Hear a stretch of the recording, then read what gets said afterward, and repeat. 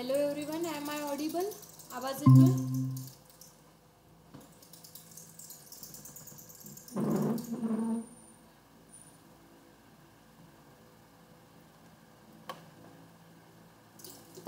आवाज येतोय का सगळ्यांना? Yes, ma'am. Okay.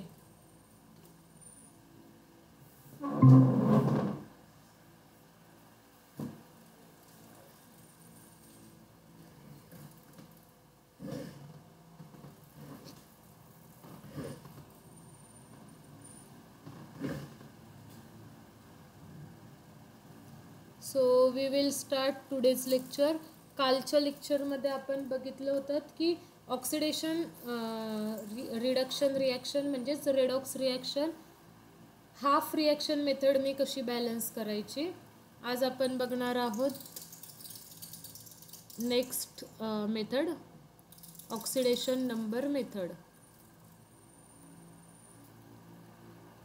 Oxidation number method. Ma'am screen visible नहीं है. Okay okay, give me 1 second.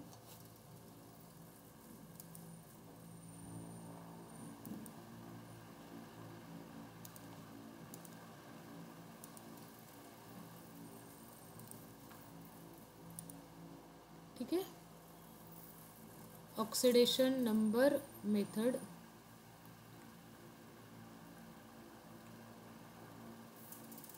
आता बघा, ह्या मेथडचे जे रूल्स आहेत त्या रूल्सपैकी सगळ्यात फर्स्ट रूल आहे की write down unbalanced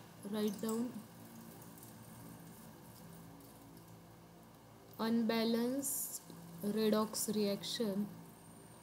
Write down unbalanced redox reaction.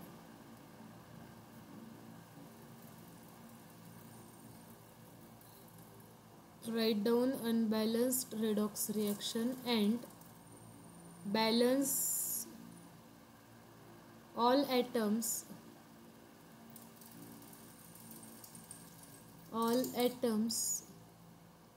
except oxygen and hydrogen. Okay. I hope तुम्हाला सगळ्यांना हा पॉईंट क्लिअर असेल. Very simple. You have to write down the unbalanced redox reaction and then you have to balance all other atoms except hydrogen and oxygen. Oxygen आणि hydrogen सोडून बाकीचे सगळे atoms आपल्याला balance करायचे असतात. ठीक आहे. एवढा इथपर्यंतचा सगळा पॉईंट तुम्हाला क्लिअर असेल. नेक्स्ट काय लिहिते ते बघा, very important. Identify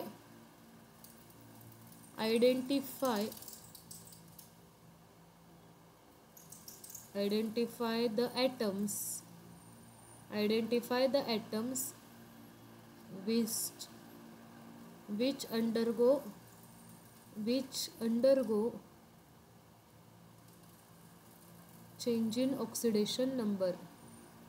undergo change in oxidation number. Next काय लिहिलंय मी, identify the atoms which undergo change in oxidation number. Means तुम्हाला असे ॲटम्स ओळखायचे आहेत, आयडेंटिफाय करायचे आहेत की ज्यांचा ऑक्सिडेशन नंबर चेंज होतोय. आता मला सांगा, ऑक्सिडेशन नंबर चेंज होतोय ह्याचा मिनिंग काय असू शकतो. एकतर ह्याचा मिनिंग काय असतो बघा, ऑक्सिडेशन नंबर वाढू शकतो किंवा एखाद्या ॲटमचा ऑक्सिडेशन नंबर डिक्रीज होऊ शकतो. मग कुठल्या ॲटमचा ऑक्सिडेशन नंबर वाढतोय, कोणत्या ॲटमचा ऑक्सिडेशन नंबर डिक्रीज होतोय, हेच आपल्याला बघायचं आहे, हेच आपल्याला शोधायचं आहे. ओके. मग नेक्स्ट रूल काय सांगतो बघा,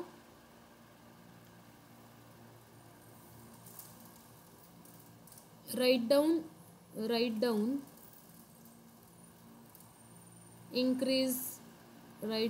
increase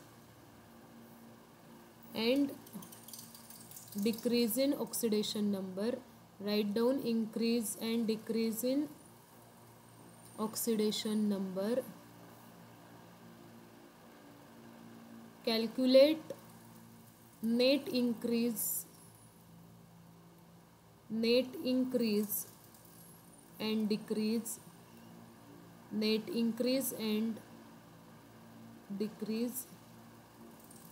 Calculate net increase and decrease oxidation number. Calculate net increase and decrease oxidation number. Then choose suitable factor.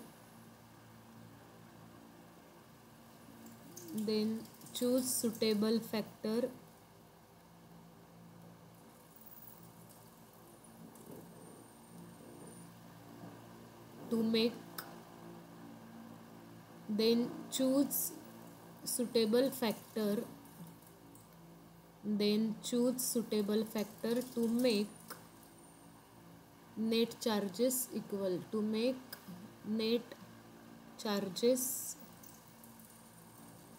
equal. ठीक है. Third, to balance the hydrogen, to balance oxygen, add H2O molecule, and to balance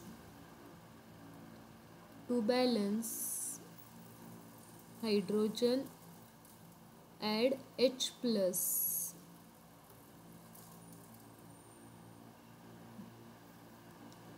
Write down overall reaction.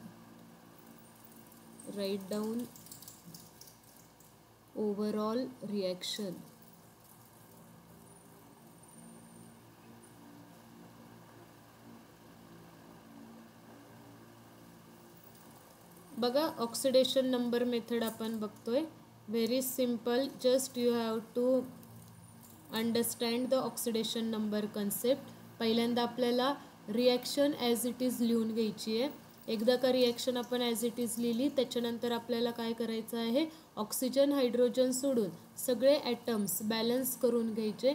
त्याच्यानंतर आपल्याला identify करायचं कोणता item काय दाखवतोय, change in oxidation number दाखवतोय. त्याच्यानंतर आपल्याला लिहून घ्यायचं आहे कुठला ॲटम कितीने ऑक्सिडेशन नंबर इन्क्रीज होतोय, कुठल्या ॲटमचा ऑक्सिडेशन नंबर कितीने डिक्रीज होतोय. त्याच्यानंतर नेट इन्क्रीज आणि डिक्रीज फाइंड आउट करायचं आहे. इथे नेटचा मिनिंग असतो टोटल किती चार्ज इन्क्रीज होतोय, टोटल किती चार्ज डिक्रीज होतोय ते आपल्याला फाइंड आउट करायचं असतं. Okay. Then choose suitable factor to multiply to make net charges equal. कितीने चार्ज इन्क्रीज झाला, कितीने चार्ज डिक्रीज झाला, हे इन्क्रीजमेंट आणि डिक्रीजमेंट इक्वल करण्यासाठी कुठल्या रिॲक्शनला आपल्याला एखाद्या सुटेबल फॅक्टरने मल्टिप्लाय करावं लागतंय ते बघायचं. And then you have to balance oxygen and hydrogens and then write down the overall reaction. So आता मी एक्झाम्पल्स घेते. एक्झाम्पल घेतल्यावर तुम्हाला अजून जास्त व्यवस्थित कन्सेप्ट क्लिअर होतील. जसं आपण हाफ रिॲक्शन मेथडचे एक्झाम्पल्स बघितले होते, सेम वेनी आपण रेडॉक्स रिॲक्शनचे ऑक्सिडेशन नंबर मेथडनी रिॲक्शन कशी बॅलन्स करायची त्याचे एक्झाम्पल्ससुद्धा बघूया. ठीक आहे. आता बघा, फर्स्ट एक्झाम्पल आहे MnO4 minus.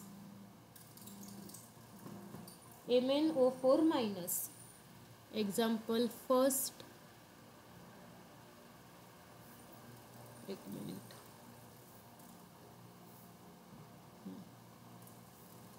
First example MnO4 minus plus Fe plus 2.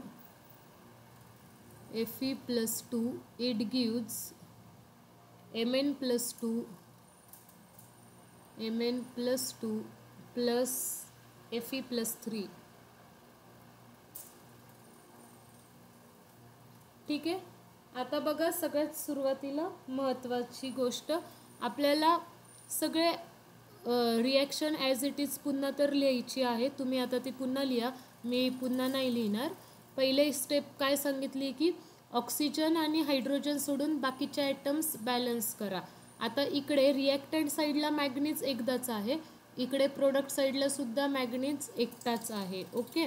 त्याच्यामुळे मॅग्नीज बॅलन्स आहे, त्याला जाणून बुजून बॅलन्स करायला जायचं नाही. उगीचंच रिॲक्शन तुम्ही डिस्टर्ब करून टाकताल. दोन्ही एका साईडला एक एक आहेत, रिॲक्शन मॅग्नीज वाईज बॅलन्स आहे.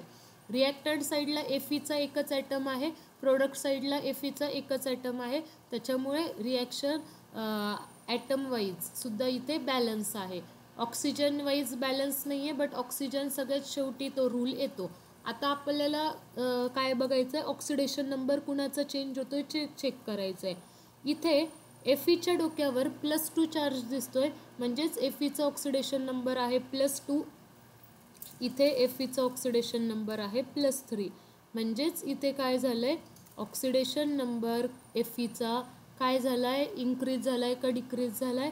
आपण म्हणणार इन्क्रीज झालेला आपल्याला दिसतोय. तेवढं तर आपल्याला कळतं. रिॲक्टंट साईडला +2 चार्ज होता, प्रोडक्ट साईडला +3 झाला आहे, म्हणजेच इन्क्रीज झालेला आहे ऑक्सिडेशन नंबर. आता इथे जर तुम्ही चेक केलं, मॅग्नीजचा ऑक्सिडेशन नंबर येतोय +7 आणि इथे मॅग्नीजचा ऑक्सिडेशन नंबर येतोय +2. ठीक आहे, तर इथे काय झालंय, +7 कडून मॅग्नीज कुठे गेलेला आहे, +2 कडे गेलेला आहे. हे झालं इन्क्रीज. कशामध्ये इन्क्रीज होत होता, आयनमध्ये. मॅग्नीजमध्ये +7 कडून मॅग्नीज कुठं गेलेला आहे, +7 कडून मॅग्नीज गेलेला आहे +2 कडे, म्हणजेच मॅग्नीजचा ऑक्सिडेशन नंबर काय झालेला आहे, डिक्रीज झालेला आहे. हेच आपल्याला आयडेंटिफाय करायचं होतं. मला सांगा, तुमच्यापैकी किती जणांना सांगता येईल की इथं मॅग्नीजचा ऑक्सिडेशन नंबर +7 कसा आला? बघा, मॅग्नीजचा ऑक्सिडेशन नंबर +7 कसा आला? MnO4- आहे, ज्याचा ऑक्सिडेशन नंबर फाइंड आउट करायचा आहे. त्याला X एज्यूम केलं, मॅग्नीजसाठी X एज्यूम केलं. किती हायड्रोजन आहेत, 4. एका हायड्रोजनवर असतो -2 चार्ज = ओव्हरऑल कंपाऊंडवर चार्ज कुठला आहे, -1. मग Xची व्हॅल्यू इथे 4 इन ब्रॅकेट -2, मग X -8 = -1. तो -8 पलीकडच्या साईडला गेल्यावर काय होणार आहे, +8 होणार आहे. मग X = -1 + 8 काय येणार आहे, +7 येणार आहे. म्हणून इथे मॅग्नीजचा ऑक्सिडेशन नंबर मी काय लिहिलं आहे, +7 लिहिलेला आहे. ऑक्सिडेशन नंबर फाइंड आउट करता येणं गरजेचं आहे. इथपर्यंतच्या स्टेप्स कळाल्या का सांगा मला, let me know. Yes ma'am. बाकीचे? Yes ma'am. ओके, कोण कोण आहे आज लेक्चरला? We will see. गिरवले आहे, बोलली आहे ती. त्याच्यानंतर शिवराज, कळाले इथपर्यंतच्या steps? Sable, Tanishka, okay. Next बघा आता. मग आपण हे सेपरेट लिहून घेऊयात, कुणामध्ये इन्क्रीज होतं आहे, कुणामध्ये डिक्रीज होतं आहे. मग मी सगळ्यात सुरुवातीला लिहिलं MnO4- it gives Mn+2. Charge decrease होतोय मला कळालं. मग मी काय लिहिते, decrease in oxidation number, decrease in oxidation number per atom लिहिणं गरजेचं आहे. एका ॲटममुळं कितीचं डिक्रीज होतोय, तर काय आन्सर येते, डिक्रीज इन ऑक्सिडेशन नंबर 2. आता हा डिक्रीज शोधण्यासाठी चार्जमधला डिफरन्स शोधा. एकीकडे +7 आहे, एकीकडे +2 आहे, म्हणजे चार्ज कितीने डिक्रीज झाला आहे, +5नी किंवा फक्त 5नी चार्ज काय झाला आहे, डिक्रीज झालेला आहे. त्याच्यानंतर दुसरी रिॲक्शन लिहिली. ह्या रिॲक्शनला इक्वेशन 1 म्हणा. हे झालं तुमचं इक्वेशन 1. दुसरं आहे Fe+2 इट गिव्ज Fe+3. इथे काय होतं आहे, increase in oxidation number, increase in oxidation number per atom = increase in oxidation number per atom. कितीचा इन्क्रीज झाला आहे, फक्त चार्जेसमधला डिफरन्स पाहायचा. इकडे +3, इकडे +2, म्हणजे 1चा इन्क्रीज झालेला दिसतोय. मग इथे हे तुमचं आहे इक्वेशन 2. आता ही स्टेप मी जी सांगते ती सगळ्यात इम्पॉर्टंट आहे. बघा, पहिल्या रिॲक्शनमध्ये चार्ज डिक्रीज होतोय +5नी आणि ह्या रिॲक्शनमध्ये चार्ज इन्क्रीज होतोय फक्त +1नी. म्हणजेच चार्जेस काय आहेत तर इनबॅलन्स आहेत, इक्वल नाही आहेत. मग ह्या चार्जेसला इक्वल करण्यासाठी सेकंड रिॲक्शनला आपण काय करू शकतो, 5नी मल्टिप्लाय करू शकतो. जर सेकंड रिॲक्शनला आपण 5नी मल्टिप्लाय केलं तर काय होईल, इन्क्रीजमेंट पण कितीची होईल, मग 5ची होईल. डिक्रीजमेंट कितीची होती आहे चार्जेसमधली, +5ने डिक्रीजमेंट होती आहे. मग इन्क्रीजमेंट पण +5नी किंवा 5नी इन्क्रीजमेंट झाली तर जेवढं डिक्रीज होतं आहे तेवढंच इन्क्रीज होतं आहे, म्हणजेच चार्जेस इक्वल होतील. इक्वल झाले तर ते कॅन्सल आउट होतात आणि आपल्याला रिॲक्शन चार्ज वाईज बॅलन्स करायची असती. मग मी काय म्हणते आहे, इथे काय लिहिते आहे बघा, to make charges equal, multiply equation number 2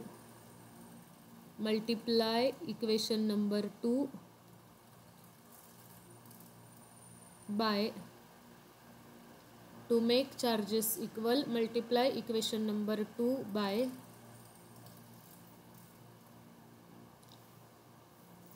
5नी multiply करणार. देअरफॉर इक्वेशन काय दिसेल, 5 times Fe+2 it gives 5 times Fe+3. आता इथे जर तुम्ही कॅल्क्युलेट केलं, रिॲक्टंट साईडचा चार्ज 5 × +2 10 आणि प्रोडक्ट साईडचा चार्ज 5 × +3 15. कितीनी इन्क्रीज झाला, 10 होता, इकडे प्रोडक्ट साईडला गेला 15 झाला, म्हणजेच 5नी इन्क्रीज झालं. म्हणजेच आपलं काय झालं, जेवढं डिक्रीज होत होतं तेवढंच इन्क्रीजमेंट झाली आहे, म्हणजेच चार्जेस बॅलन्स झालेत. हे तुमचं इक्वेशन नंबर 3. मग ओव्हरऑल दोन्ही इक्वेशन्स लिहून घ्यायचे, पहिलं आणि तिसरं इक्वेशन लिहून घ्यायचं. देअरफॉर ओव्हरऑल रिॲक्शन इज काय होईल मग, MnO4 minus plus Fe+2 it gives, नाही किती Fe आहे, 5 Fe+2 plus 5 Fe+2 it gives Mn+2 plus 5 times Fe+3. ठीक आहे, पहिलं इक्वेशन आणि तिसरं इक्वेशन. आता तुम्ही म्हणताल मॅडम ऑक्सिजन वगैरे बॅलन्स नाही. येस, आता आपल्याला तेच बॅलन्स करायचं आहे. To make oxygen atoms equal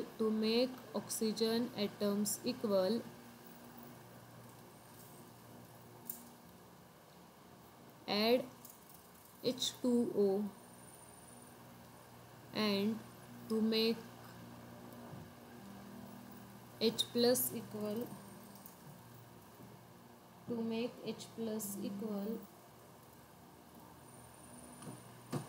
make hydrogen atoms equal add H plus. ठीक आहे, देअरफॉर रिॲक्शन कशी दिसेल मग, MnO4 minus, therefore MnO4 minus plus 5 Fe+2 it gives Mn+2 plus 5 times Fe+3. आता बघा इकडं 4 ऑक्सिजन्स आहेत, इकडे एक पण नाही, त्याच्यामुळे इकडे मी 4 वॉटर मॉलिक्युल्स ॲड केले.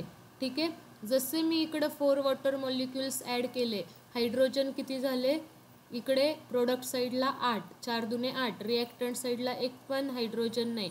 हायड्रोजन बॅलन्स करण्यासाठी रिॲक्टंट साईडला मी 8H+ ॲड केले. आता ही झाली तुमची बॅलन्स्ड रेडॉक्स रिॲक्शन. चेक करायची का एकदा तुम्हाला, करून बघा, नेहमी क्रॉस चेक करायचं. मॅग्नीज रिॲक्टंट साईडला 1 आहे, प्रोडक्ट साईडला सुद्धा मॅग्नीज 1 आहे. Fe रिॲक्टंट साईडला 5 आहे, प्रोडक्ट साईडला पण Fe 5 आहे. ऑक्सिजन रिॲक्टंट साईडला 4 आहेत, इकडे प्रोडक्ट साईडला पण 4 आहेत. त्याच्यानंतर हायड्रोजन रिॲक्टंट साईडला 8 हायड्रोजन आहे, प्रोडक्ट साईडला सुद्धा 8 हायड्रोजन आहे. रिॲक्टंट साईडचा चार्ज चेक करा, MnO4 वर -1 चार्ज, Fe+2 मुळे +10 चार्ज आणि 8 हायड्रोजन प्लस, म्हणून तिथं 8 टोटल चार्ज. 10 आणि 8 18, 18तून 1 गेला 17. रिॲक्टंट साईडचा चार्ज 17, प्रोडक्ट साईडचा चार्ज Mn+2 त्याच्यानंतर Fe+3 किती आहेत 5, मग 5 Fe+3 म्हणून टोटल चार्ज 5 त्रिक 15 आणि वॉटर इज न्यूट्रल 15 आणि 2 17. चार्ज वाईज पण रिॲक्शन बॅलन्स आहे आणि ॲटम वाईज पण रिॲक्शन बॅलन्स आहे. Hence it is your balance redox reaction.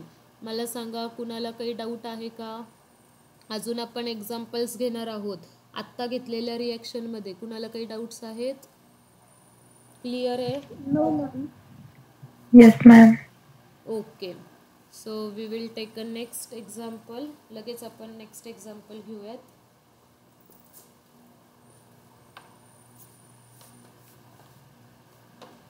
ह्या मेथडमध्ये एकच आहे की तुम्हाला ऑक्सिडेशन नंबर फाइंड आउट करता आले पाहिजे आणि कितीचा इन्क्रीज होतोय कितीचा डिक्रीज होतोय ते व्यवस्थित कळालं पाहिजे. एकदा का तुम्हाला ते कळालं की मग बाकी रिॲक्शन बॅलन्स करायला सोपंच आहे.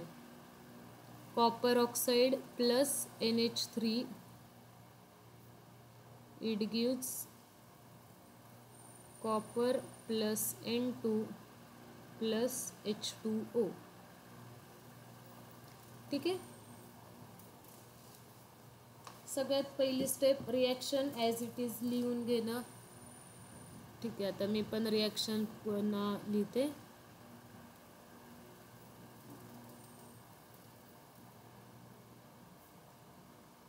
जसं मी रिॲक्शन पुन्हा लिहित होते, लिहिता माझ्या लक्षात आलं की रिॲक्टंट साईडला तर नायट्रोजन एकदाच आहे, प्रोडक्ट साईडला नायट्रोजन दोनदा आहे. म्हणजे रिॲक्टंट साईडच्या NH3ला मला 2 मल्टिप्लाय करावं लागेल. ओके.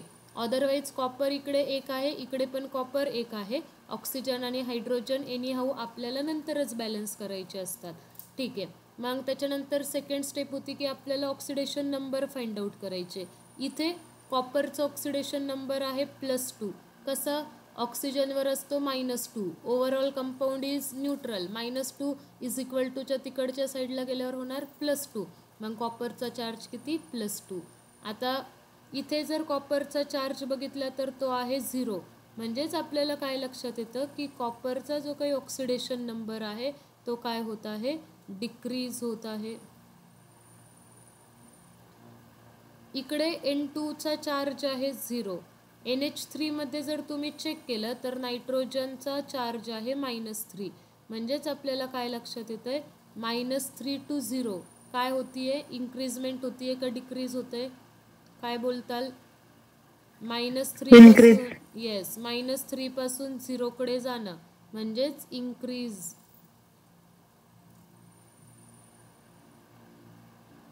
मग मी इथं काय लिहितेय? इन्क्रीज होतोय. कुणाचा ऑक्सिडेशन नंबर? नायट्रोजनचा. ठीक आहे. एकदा का मी हे आयडेंटिफाय केलं, लक्षात ठेवा तुम्ही आता असं म्हणताल मॅडम तुम्ही ऑक्सिजन हायड्रोजनचं का नाही बघत आहेत? कारण ऑक्सिजन रिॲक्टंट साईडला सुद्धा -2 स्टेटमध्ये आहे, प्रोडक्ट साईडला सुद्धा -2 स्टेटमध्ये आहे. हायड्रोजन रिॲक्टंट साईडला +1 स्टेटमध्ये आहे, +1 ऑक्सिडेशन नंबर आहे. प्रोडक्ट साईडला पण हायड्रोजनचा +1च ऑक्सिडेशन नंबर आहे. जनरली ऑक्सिजन हायड्रोजन चेंज नाही होत. अदर एलिमेंट्सचं चेक करायचं, तुम्हाला कळेल. आता कुणाला इथं एक्सप्लेनेशन पाहिजे असेल तर मी रफमध्ये करून दाखवते.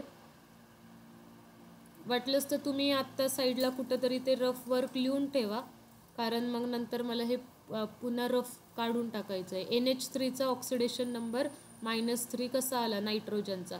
नायट्रोजनसाठी मी X ॲझ्युम केलं. हायड्रोजन आहे 3 + 3. एका हायड्रोजनवर चार्ज असतो +1 म्हणून +1 is equal to overall compound is neutral. म्हणजे सगळ्या कंपाऊंडवर किती चार्ज आहे? न्यूट्रल चार्ज आहे.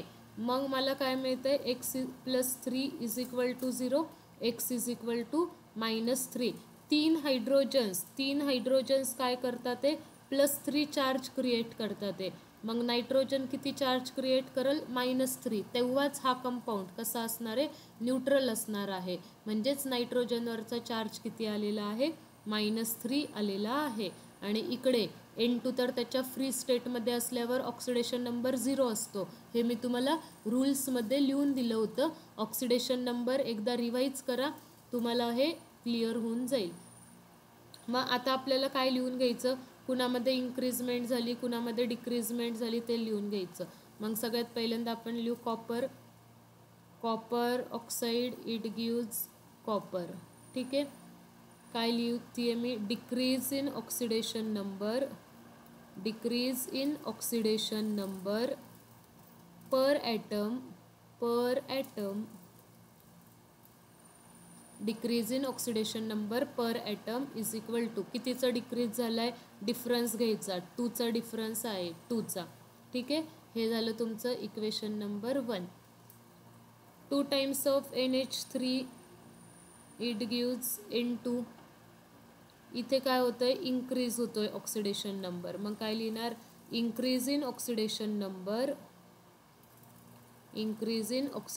नंबर पर ॲटम म्हणजे एका ॲटममुळं कितीने इन्क्रीज होतोय per atom is equal to -3चं होतंय 0. मी काय म्हटलं? डिफरन्स घ्यायचा. दोघांमधला डिफरन्स कितीचा आहे? तर 3चा डिफरन्स आहे. प्लस मायनस साईनकडे इग्नोर करा. ठीक आहे. प्लस मायनस साईनचं नाही. कितीचं इन्क्रीज झालं आहे? 3नी इन्क्रीज झालेला आहे चार्ज. मग इथं आहे 3. पण हा 3चा जो इन्क्रीज आहे हा एका नायट्रोजनच्या ॲटममुळं आहे. पर नायट्रोजनच्या ॲटममुळे चार्ज 3नी इन्क्रीज होतोय. आपल्या रिॲक्शनमध्ये नायट्रोजनचे किती ॲटम्स आहेत? तर 2 ॲटम्स आहेत. मग मी काय लिहिते बघा? Total increase. आपल्याला हे पण महत्त्वाचं आहे. आधीच्या एक्झाम्पलमध्ये मॅडम तुम्ही का नाही असं टोटल इन्क्रीज वगैरे लिहिलं? कारण आधीच्या एक्झाम्पलमध्ये जर तुम्ही लक्षात घेतलं तर मॅग्नीज दोन्ही साईडला एक एकच आहे. इकडे एक आहे, इकडे एक आहे. आयनसुद्धा इकडे एक आहे, इकडे एक आहे. त्याच्यामुळे मला टोटल इन्क्रीज वगैरे लिहायची गरज पडली नाही. पण इकडे जर तुम्ही बघितलं नायट्रोजन ह्या रिॲक्टंट साईडला 2 आहे, प्रोडक्ट साईडला 2 आहे. एका नायट्रोजनमुळं 3चा इन्क्रीजमेंट होतोय. आपल्याला ओव्हरऑल रिॲक्शन बघायची आहे. ओव्हरऑल रिॲक्शनमध्ये 2 नायट्रोजन आहे. मग total increase in oxidation number is equal to काय लिहिणार मी? 6. 2 नायट्रोजनमुळे ऑक्सिडेशन नंबर 6ने वाढतोय. हे झालं इक्वेशन नंबर 2. आता बघा इक्वेशन 1मध्ये लिहिलं डिक्रीज होतोय 2नी, इन्क्रीज होतोय 6नी. मग इन्क्रीजमेंट डिक्रीजमेंट इक्वल करण्यासाठी आपल्याला इक्वेशन नंबर 1ला कितीनी मल्टिप्लाय करावं लागेल? बोला. झोपलेत काय? झोपू नका, लक्ष द्या. महत्त्वाचा टॉपिक चालू आहे. 3. Yes, correct. 3नी मल्टिप्लाय करावं लागेल. जेवढं डिक्रीज होतं, जेवढं इन्क्रीज होतंय तेवढंच डिक्रीज झालं पाहिजे. डिक्रीज ॲक्च्युली 2नी होतंय.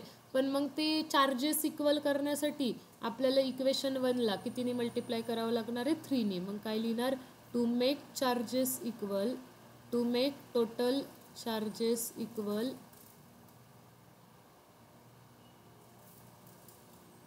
मल्टिप्लाय इक्वेशन 1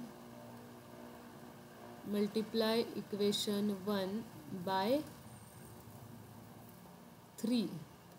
3नी मल्टिप्लाय केल्यावर काय इकडे दिसेल? 3 times of CuO it gives 3 times of Cu.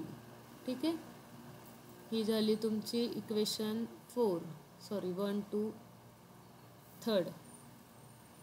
मग आता काय लिहायचं आहे तुम्हाला? दोन्ही रिॲक्शन्स लिहायचे आहेत. मग काय दिसतील? Therefore overall reaction,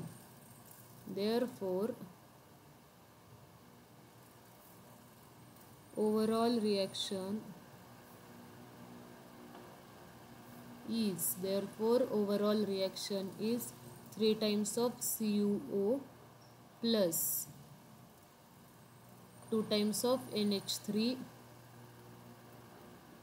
It gives 3 times of Cu plus N2. आणि आता मी इथं वॉटर मॉलिक्यूल पण लिहिते. कारण बघा सगळ्यात सुरुवातीच्या इक्वेशनमध्ये वॉटर मॉलिक्यूल आपल्याला दिलेला आहे. तो वॉटर मॉलिक्यूल थोड्या वेळासाठी रिॲक्शनमध्ये नव्हता, बट ॲक्च्युअल तो फायनल ओव्हरऑल रिॲक्शनमध्ये लिहायचा. आता ऑक्सिजन बॅलन्स करा. रिॲक्टंट साईडला 3 ऑक्सिजन्स आहेत, प्रोडक्ट साईडला एकच आहे. मग वॉटर मॉलिक्यूल्स किती पाहिजे? 3 वॉटर मॉलिक्यूल्स पाहिजे. म्हणजे काय होतील? ऑक्सिजन बॅलन्स होतील. जसं तुम्ही ऑक्सिजन बॅलन्स केले, किती हायड्रोजन झाले प्रोडक्ट साईडला? 3 × 2 3 दुने 6.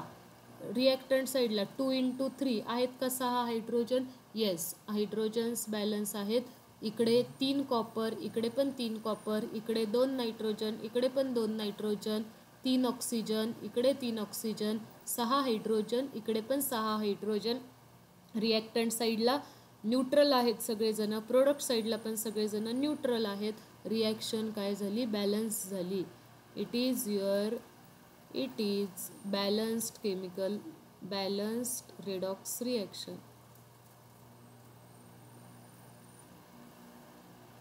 कळाली आहे कन्सेप्ट? कुणाला काही डाऊट? आपण अजून एक्झाम्पल्स घेणार आहोत, बट स्टील डाऊट असेल ह्या एक्झाम्पलमध्ये तर विचारा. क्लिअर आहे? Yes ma'am. Okay.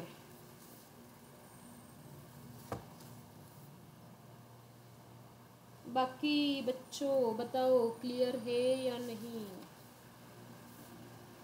Yes, ma'am. ठीक है, चला आता next example.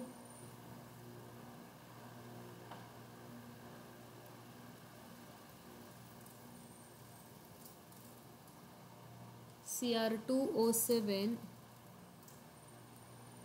-2 plus SO3 -2,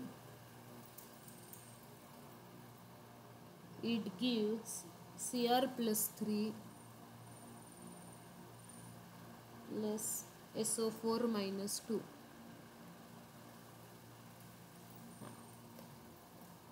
reaction दिली आहे आपल्याला.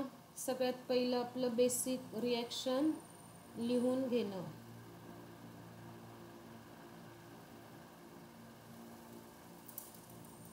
एक मिनिट, चला. So we will write down the reaction.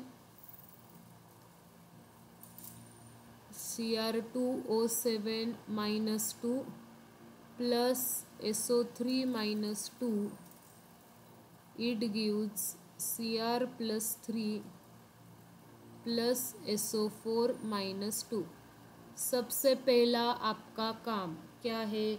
जो भी नंबर ऑफ एटम्स अलग अलग है उनको सबसे पहले बैलेंस करना है, ऑक्सीजन एंड हाइड्रोजन छोड़ के. तो देखो रिएक्टेंट साइड में क्रोमियम 2 है, प्रोडक्ट साइडला क्रोमियम एकच आहे. मग प्रोडक्ट साईडला कितीने मल्टिप्लाय करू मी? 2ने मल्टिप्लाय करते, म्हणजे क्रोमियम काय होऊन जातील? बॅलन्स होऊन जातील. बाकी रिॲक्टंट साईडला सल्फर 1 आहे, प्रोडक्ट साईडला सल्फर 1 आहे, त्याच्यामुळे बॅलन्स करायची जरूरत नाही. ऑक्सिजन इकडे आणि तिकडे. ऑक्सिजनचं आत्ता बघायचंच नाही विषय, ऑक्सिजन एकदम लास्टला.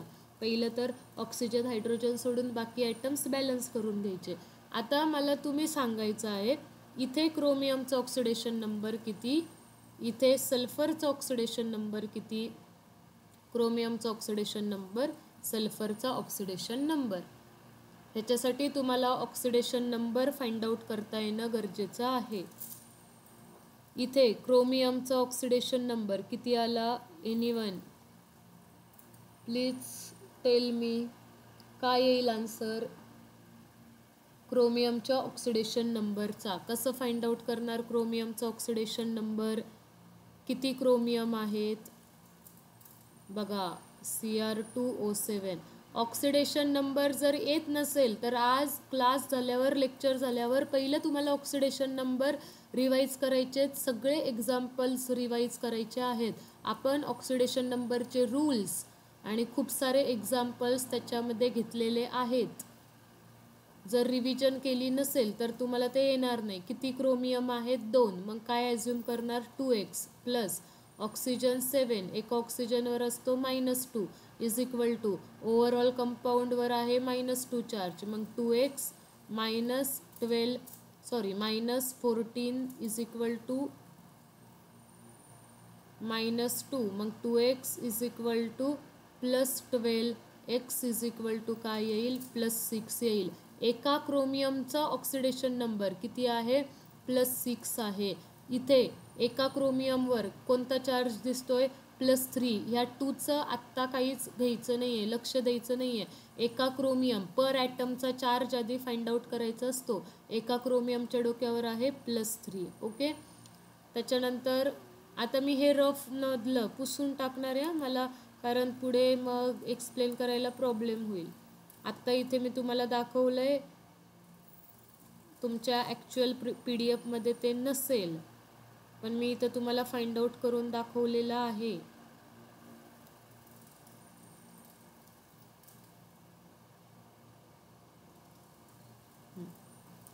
नेक्स्ट बघा आता सल्फरचा ऑक्सिडेशन नंबर SO3-2. तोंडी आलं पाहिजे. सल्फरसाठी एक्स एझ्युम करणार, एकच आहे, प्लस 3 ऑक्सिजन, एक ऑक्सिजनवर -2 charge is equal to -2, x -6 is equal to -2, x is equal to -2 + 6, x is equal to काय येणार +4. इथं सल्फरवरचा ऑक्सिडेशन नंबर +4. सिमिलरली इथं जर तुम्ही चेक केलं तर 4 दुने -8, -8 तिकडे गेला तर तो +8, +8 मधून -2 गेले तर इथं राहणार +6. ठीक आहे, अशा पद्धतीने ऑक्सिडेशन नंबर सगळ्यांचे फाइंड आउट करून घ्यायचे.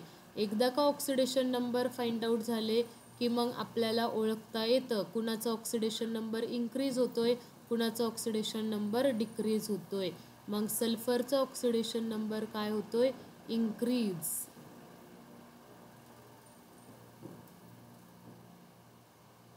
ठीक आहे, क्रोमियमचा इकडे काय होतंय ऑक्सिडेशन नंबर डिक्रीज.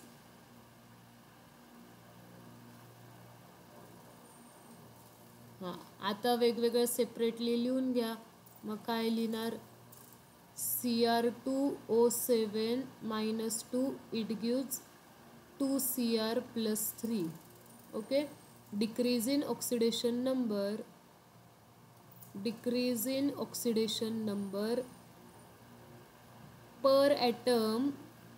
एका ॲटममुळं decrease in oxidation number per atom is equal to 3. एकीकडं आहे 6 आणि एकीकडं आहे 3. डिफरन्स घ्यायचा, 3चा डिफरन्स आहे. बट टोटल डिक्रीज, कारण एकापेक्षा जास्त ॲटम्स आहेत. किती ॲटम्स आहेत, क्रोमियमचे 2. एका ॲटममुळं 3चा डिक्रीजमेंट होता, 2 ॲटम्समुळं डिक्रीजमेंट कितीचा असणार आहे, 6चा. But total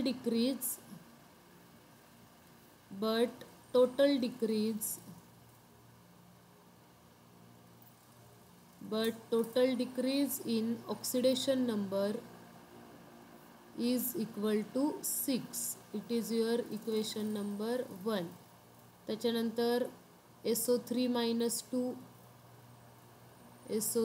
-2 it gives SO4 -2.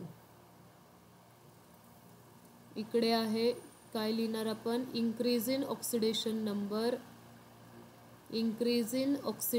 Number per atom. एका सल्फरच्या ॲटममुळे per atom is equal to कितीचा इन्क्रीज झाला, इकडे +4 तिकडे +6, 2चा इन्क्रीज झालेला आहे ऑक्सिडेशन नंबरमध्ये 2चा.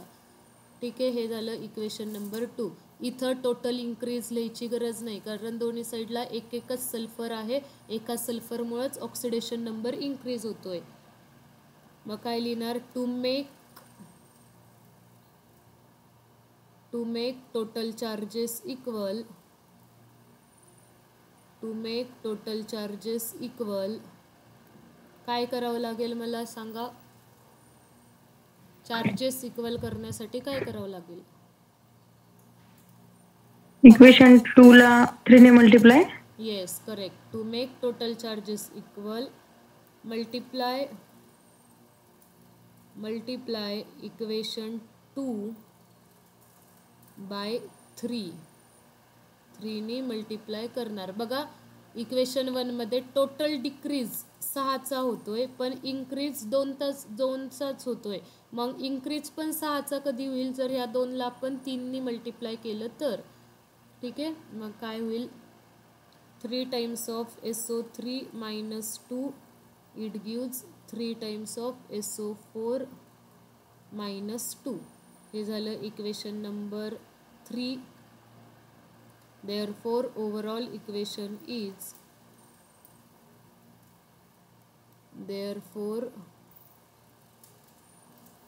overall equation is Cr2O7 minus 2 plus 3 times of SO3 minus 2. It gives 2 times of Cr plus 3 plus 3 times of SO4 minus 2. ठीक आहे. सुरुवातीला वॉटर मॉलिक्युल्स वगैरे काही दिले होते का रिॲक्शनमध्ये? नाही. ठीक आहे. मग आता आपण चेक करूयात. क्रोमियम इकडे 2 आहेत, क्रोमियम इकडे 2 आहेत, सल्फर इकडे 3 आहेत आणि प्रोडक्ट साईडला पण सल्फर 3 आहेत. आता वॉटर मॉलिक्युल्स ऑक्सिजन्स बघायचे. इकडे 7 आणि इकडे 3 त्रिक 9, 3 त्रिक 9, 9 आणि 7 किती? 16. इकडं किती आहे? 4 1 4, 4 2 8, 4 त्रिक 12. प्रोडक्ट साईडला 12च आहेत, म्हणजे किती कमी पडतात ते? 4. मग आपण काय करणार? To make oxygen equals, to make oxygen atom equal, oxygen atoms equal, to make oxygen atom equal add H2O. Therefore reaction काय दिसेल मग? Cr2O7 minus 2 plus 3 times of SO3 minus 2. It gives 2 times of Cr plus 3 plus 3 times of SO3, 3 times of SO4 minus 2. आणि आता किती oxygen add करायचे? 4 त्रिक 12, तिकडं आहेत 16, 12 13 14 15 16, 4 4H2O. जसं आपण इकडं वॉटर मॉलिक्युल्स ॲड केले, रिॲक्शनमध्ये हायड्रोजन्स आले. किती हायड्रोजन्स आले? आता प्रोडक्ट साईडला 8, 4 दुने 8. मग मी रिॲक्टंट साईडला 8H प्लस ॲड केले. इथं लिहून घ्या. अँड हायड्रोजन ॲटम्स इक्वल करण्यासाठी ॲड H प्लस. ओके. आता सगळं चेक करा, रिॲक्शन वगैरे बॅलन्स आहे का? क्रोमियम आणि ते तर बॅलन्स होतं.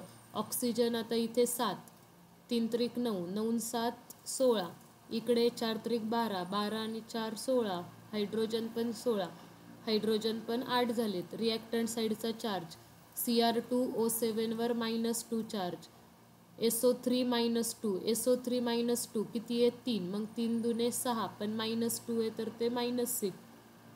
आणि किती हायड्रोजन्स आहेत? H प्लस आहेत 8H प्लस. मग टोटल पॉझिटिव्ह चार्ज 8, म्हणजे ओव्हरऑल चार्ज रिॲक्टंट साईडचा 0 झालेला आहे. प्रोडक्ट साईडचा चार्ज बघा. क्रोमियम +3 वाले क्रोमियम किती आहेत? 2, म्हणजे total positive charge +6. 3 × -2, 3 × -2 -6. Water is neutral, म्हणजे प्रोडक्ट साईडचा चार्ज रिॲक्टंट साईडचा चार्ज इक्वल झाला आहे. ॲटम वाईज पण रिॲक्शन बॅलन्स आहे. So it is balanced redox reaction.